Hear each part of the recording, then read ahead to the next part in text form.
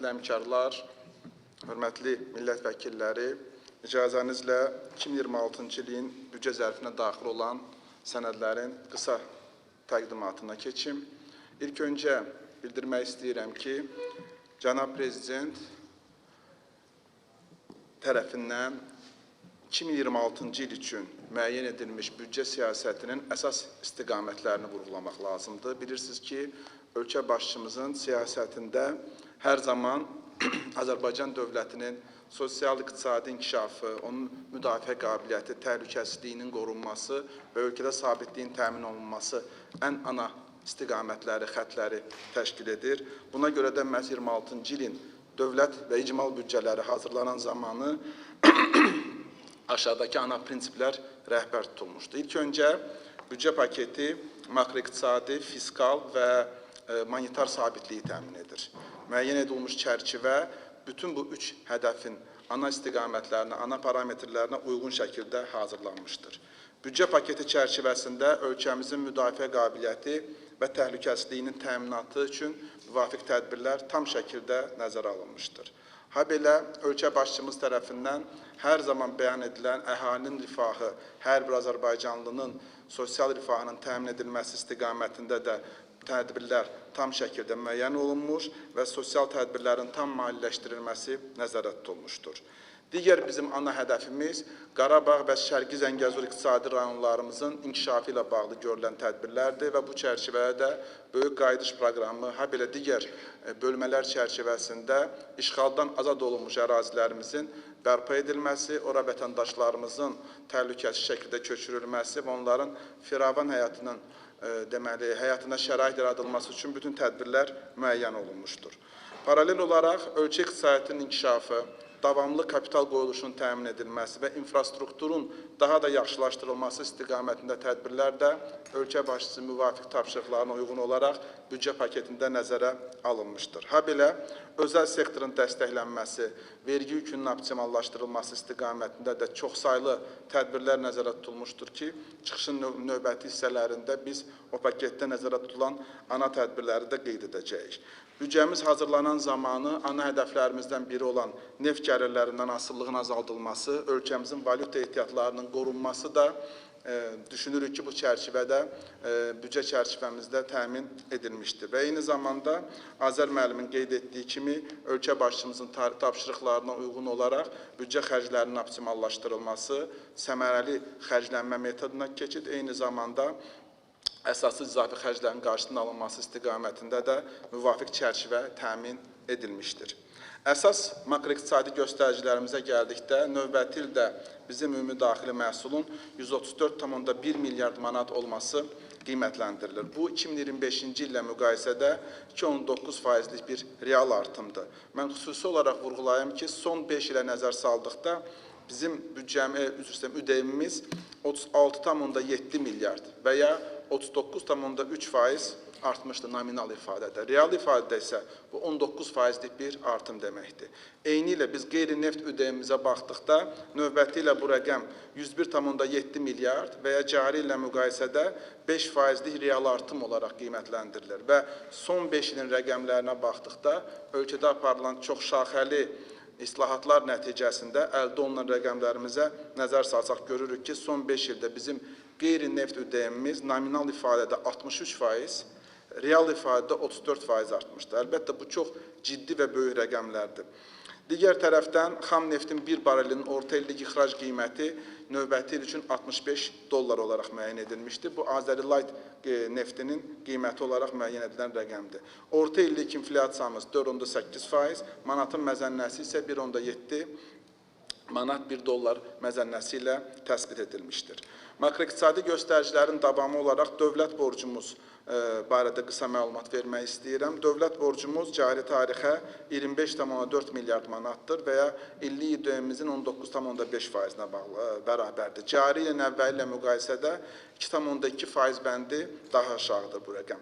Növbəti ilin sonuna proqnozumuz 21,8%-dir. Orta müddətli dövrdə, yəni 2029-cu ilin sonuna olan proqnozumuz isə 21,2% olaraq müəyyən edilmişdir. Ümumilikdə Azərbaycan dövlət borcunun ÜDM nisbəti göstəricisi üzrə dünyada ən yaxşı 20 ölkədən biridir və ilk 10-luğa daxildir həm də. Mən xüsusi olaraq vurğulayım ki, orta müddətli dövrdə biz dövlət borcunun həcminin kəskin artımını gözləmirik və ÜDM artımımıza paralel olaraq bu rəqəmin irəliləməsini proqnozlaşdırırıq. Borc portfelimizdə 17,1 milyard manat və ya 67,2% daxili dövlət borcumuz, 8,3 milyard manat və ya 4,9 milyard dollar, hansı ki 32,8%-dir, xarici dövlət borcumuzdur. Dövlət borcunun məzənnə və xarici bazar risklərinin həssaslığı kifayət qədər aşağıdır. Paralel olaraq cari il ərzində aparılan islahatlar nəticəsində dövlət istiqrazlarımızın orta ödəmə müddəti 2,4 dəfə artırılıbdır və təqribən 3,5 ilə çatıbdır. Yəni, bu da önəmli bir göstəricidir borcumuzun restrukturizasiyası baxımından. Portfelimizdə 7 və 10 illik istiqrazların payı isə 0,6%-dən 30%-ə çatıbdır. Bu da Azərbaycanda dövlət borcuna xidmətinin dayanıqlığının digər bir göstəricidir. Makroiqtisadi hədəflərimizdən biri olan strateji valyuta ehtiyatlarımız artıq cari tarixə 81,5 milyard dollara çatıbdır və xarici dövlət borcumuzu təqribən 17 dəfə üstələyir.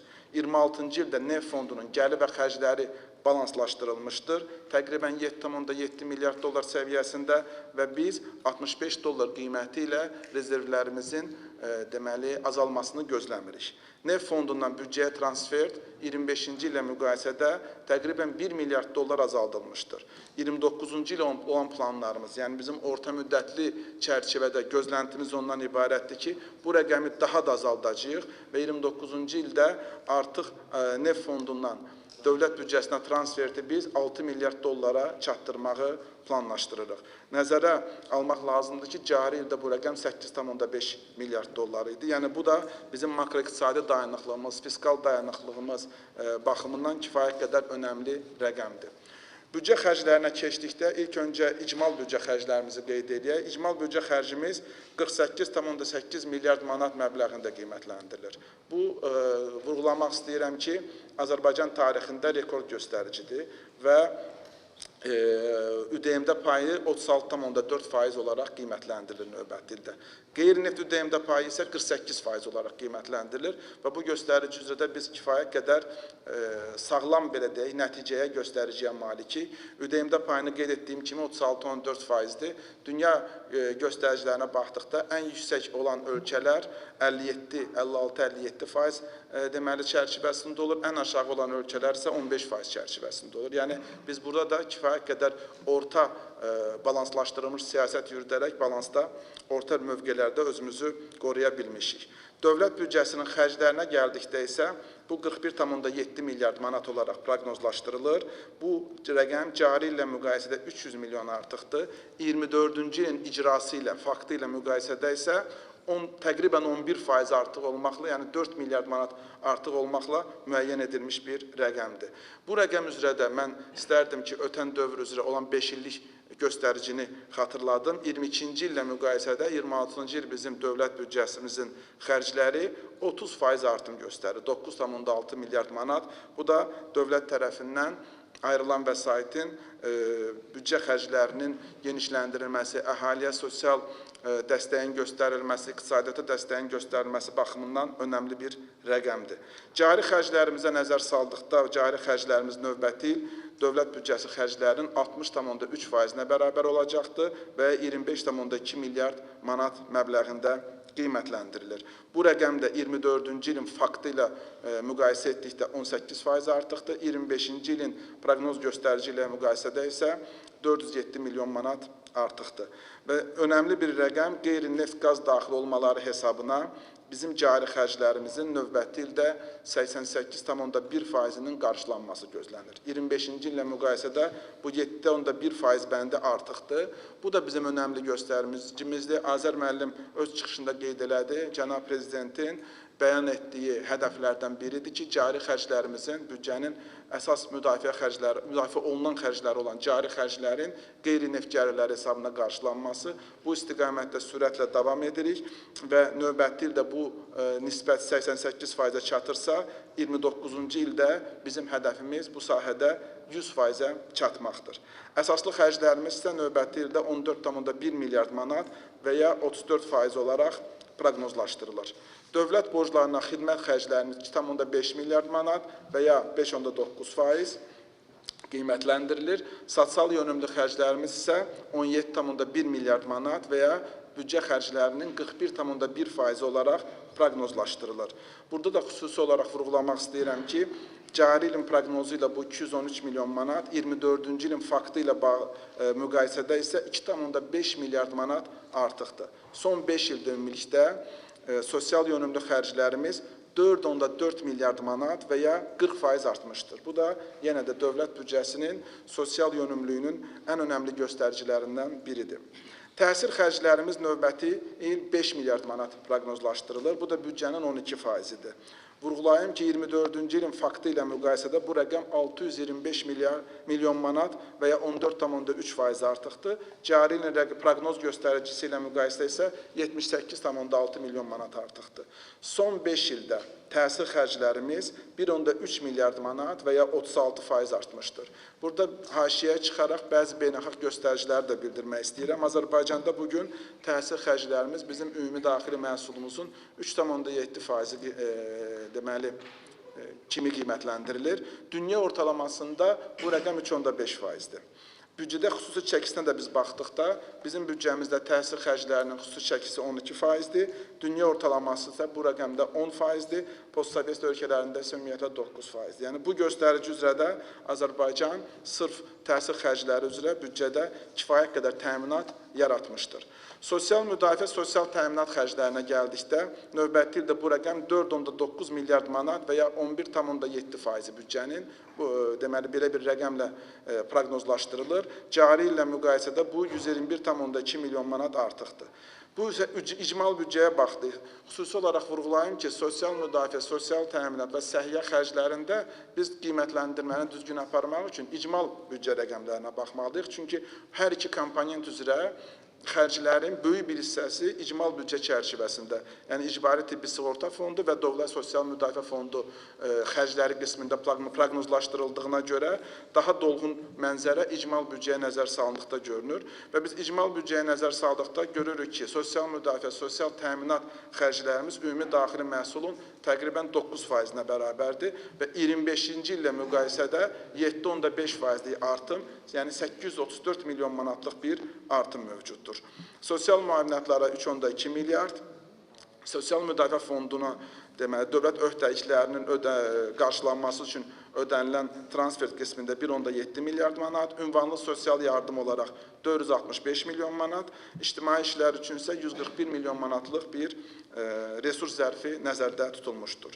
Səhiyyə xərclərimizə gəldikdə, dövlət büdcəsində səhiyyə xərclərimiz 2 milyard manat, İcmal büdcəmizdə səhiyyə xərclərimiz isə 3,7 milyard manat olaraq proqnozlaşdırılıbdır.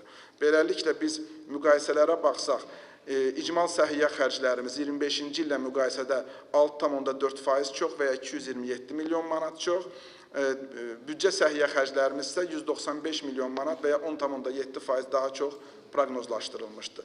Ümumilikdə son 5 ilə nəzər salsaq, büdcə xərclərində səhiyyə xərcləri 43% artıb, icmal səhiyyə xərclərində isə 2,6 dəfə, yəni 160% artmışdır.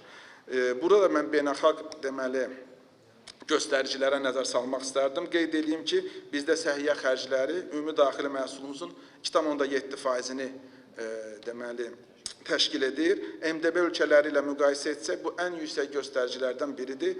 Müxtəlif ölkələrin rəqəmləri sadalanıb, onlara da hörmətli millət vəkilləri tanış ola bilərlər. Büdcəmizdə olan ən önəmli komponentlərdən biri Azərbaycanın müdafiə və milli təhlükəsizlik deməli, xidmətləri üzrə resurs zərfi 8,7 milyard manat təşkil edəcəkdir. Bu da büdcəmizin 21%-idir.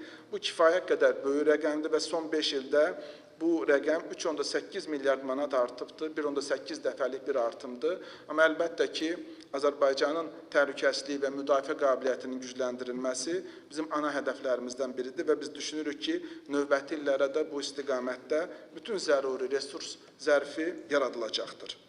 İqtisadi fəaliyyət xərclərinə 2026-cı ildə 7,9 milyard manat və ya büdcənin 18,8% yönəldiləcəkdir. Qeyd edim ki, son 5 ildə bu istiqamətə yönəldilən xərclər təqribən 900 milyon manat və ya 13% artmışdır. Və bu çərçivədə dövlət əsaslı vəsait qoyuluş xərcləri 2,7 milyard manat, böyük qayıdış xərcləri 3,5 milyard manat, digər layihələr isə 1,7 milyard manat deməli proqnozlaşdırılır.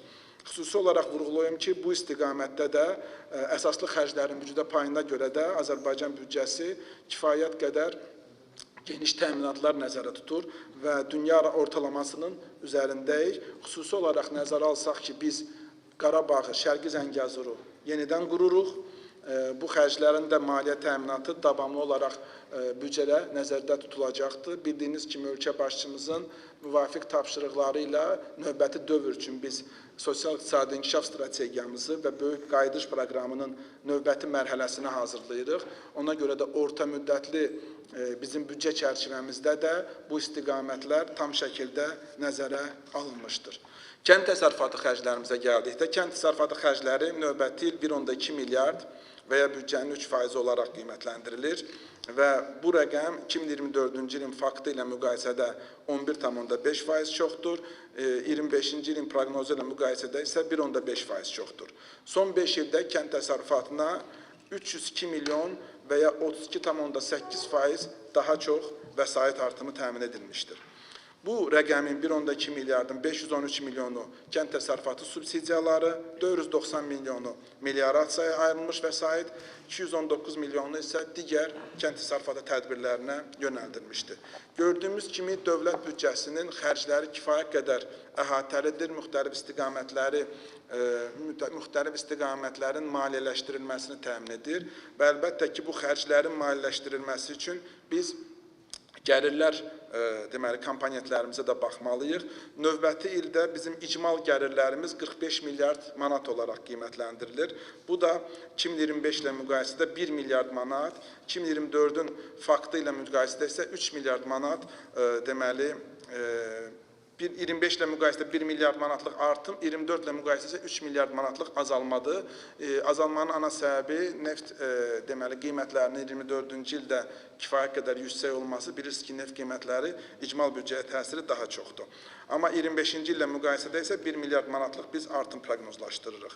Dövlət büdcəsinin gəlirlərinə gəldikdə 38,6 milyard manat deməli proqnozlaşdırılır. Bu 25-ci il proqnozu ilə müqayisədə 253 milyon manat artıqdır. 24-cü ilin faktı ilə müqayisədə isə 1,4 milyard manat daha çoxdur. Ümumilikdə 5 illik dönəmə nəzər saldıqda 22-26-cı illər büdcələri müqayisə olunduqda görürük ki, dövlət büdcələrinin gəlirləri təqribən 8 milyard və ya 26% artmışdır.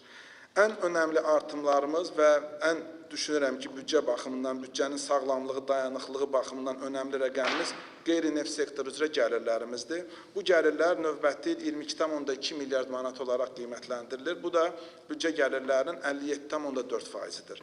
Bu da rekord göstəricimizdir. Bunu xüsusi olaraq vurğulamaq istəyirəm və 25-ci illə müqayisədə bizim 10,6%lik bir artımımız var. 24-cü ilin faktı ilə müqayisədə isə 13,1%lik bir artımımız var. Əgər 22-26-cı illər dövrünə nəzər salsaq, bizim qeyri-neft sektoru üzrə gəlirlərimiz 6,8 milyard manat və ya 44,4% artmış olur. Qeyri-neft gəlirlərimizin cari xərclərə nisbəti və ya qeyd etdiyimiz kimi 88%-ə çatır və 29-cu ilə biz bunun 100%-ə çatdırılmasını hədəfləyirik. İcmal büdcədə qeyri-neft gəlirlərimizin payı isə 63%-dir. Bu da rekord göstəricimizdir və düşünürük ki, 29-cu ilə, yəni orta müddətli dövrün sonuna biz bu rəqəmi 69%-ə çatdıra biləcəyik. Və önəmli bizim parametrlərimizdən biri də icmal büdcənin qeyri-neft baza kəsiridir və bu baza kəsirinin qeyri-neft ödəyimə nisbəti növbəti il 19%-ə düşəcəkdir. Yəni bizim icmal büdcənin qeyri-neft kəsirimizin deməli rəqəmi ciddi şəkildə azalır. Cari ildə bu 22,4% olaraq qiymətləndirilir, proqnozlaşdırılır. Növbəti ildə isə bu 19% olaraq proqnozlaşdırılır. Bu da bizim maliyyə dayanıqlığımız, fiskal dayanıqlığımız baxımından çox önəmli bir indikatordur. Orta müddətli dövrdə bizim hədəfimiz bu rəqəmi 13%-ə qədər endirməkdir və bu da Azərbaycanın həm makroiqtisadi, həm fiskal, həm də eyni zamanda monetar stabilliyi baxımından, sabitliyi baxımından çox önəmli bir göstərici olacaqdır. Neft-qaz sektoru üzrə gəlirlərimiz 16,4 milyard olacaqdır. Bu 42,6%-dir gəlirlərin və xüsusi olaraq vurğulayaq ki, bu həm 25-ci il, həm də 24-cü il rəqəmləri ilə bağlı bu rəqəmlər azalır. Bunun da ana səbəbi bir tərəfdən neftin qiymətinin daha aşağı rəqəmlə proqnozlaşdırılmasıdırsa, digər tərəfdən çıxışımın əvvəlində dediyim kimi neft fondundan transfertin azaldılmasıdır və bu da hökumətin növbəti dövr üçün siyasətinin ana istiqamətlərindən biri olacaqdır. Dövlət vergi xidmətinin daxil olmaları 16,9 milyard manat və ya büdcə gəlirlərin 43,8%-nə bərabər olacaqdır. Bu da cari ilə müqayisədə 1,4 milyard və ya 9,1% artım deməkdir. 24-cü ilin faktı ilə müqayisədə isə 1,1 milyard və ya 7% çox deməkdir. Qeyri-neft sektoru üzrə gəlirlərimiz dövlət vergi xidməti vasitəsilə 13,3 milyard manata çatacaqdır və ya deməli, vergi xidmətinin topladığı gəlirlərin 78,7%.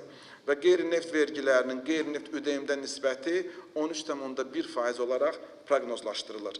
Neft-qaz sektoru üzrə yığılımlar isə vergi xidməti vasitəsilə 3,6 milyard manata bərabər olacaqdır.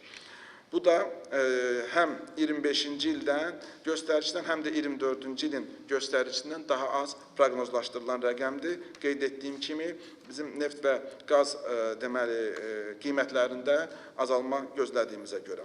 Dövlət Gömrük Komitəsi vasitəsilə daxil olmamız 6,9 milyard manat və ya daxil olmaların 17,8% olaraq qiymətləndirilir. 2025-ci illə müqayisədə bu 262 milyon manat və ya 4% çoxdur. 2024-cü ilin faktı ilə müqayisədə 3,2% daha çoxdur. Büdcə təşkilatlarının ödənişli xidmətləri üzrə 1 milyard 21 milyon manat və ya daxil olmaların 2,6% gözlənilir. Sair gəlirlərimiz 531 milyon manat, neft şirkətinin dividendləri isə 450 milyon manat olaraq proqnozlaşdırılır. Beləliklə, bizim dövlət büdcəmizin kəsirinin yuxarı həddi 3,1 milyard manata deməli, bərabər olacaqdır və kəsirin maliyyələşmə mənbələri olaraq da biz özəlləşdirmədən daxil olmaları 125 milyon manat, vahid xəzinə hesabının sərbəst qalığını 400 milyon manat qiymətləndiririk. Ha belə, daxili və xarici borclanma olaraq 2,6 milyard manatlıq rəqəm müəyyən edilibdir. Bu rəqəmin də təqribən 900 milyon manatı layihə kreditləşməsi çərçivəsində əldə olunacaq borclanmadır. 1,7 milyard manatı isə istiqrazlar vasitəsilə əldə olunacaq deməli borclanmadır. İcmal büdcə rəqəmlərinin gəlir və xərcləri ümumi şəkildə qeyd etdim. Önəmli məqam olaraq bildirim ki, icmal büdcəmizdə qeyri-neft sektoru üzrə gəlirlərimiz icmal büdcənin 63%-nə bərabər olacaqdır. Bu çox önəmli rəqəmdir, çox önəmli göstəricidir və düşünürük ki, növbəti dövrlərdə də bizim ana siyasətimiz məhz bu istiqamətin daha da gücləndirilməsinə yönələcəkdir. İcmal büdcəmizin kəsiri isə 3,9 milyard manat qiymətləndirilir və onun ümumi daxili məhsula nisbəti 2,9% səviyyəsində qorunmuşdur. Bilirsiniz ki, beynəlxalq göstəricilərə əsasən ən yaxşı deməli, kəsir göstəricisi təqribən 3% ətrafında qiymətləndirilir. Biz də 2,9%lik dərəcə ilə bu pariteti qoruya bilirik. Dövlət neft fondunun gəlir və xərcləri balanslaşdırılaraq 13 milyard manat rəqəmində qiymətləndirilir. Bu da önəmli bir nəticədir ki, neftin, Azərbaycan neftini, yəni bizim ixrac etdiyimiz neftin 65 dollar qiyməti ilə bizim dövlət neft fondunun ehtiyatları azalmayacaqdır. Daha yuxarı rəqəmlərdə əlbəttə ki, o ehtiyatların artması üçün bütün imkanlar mövcuddur.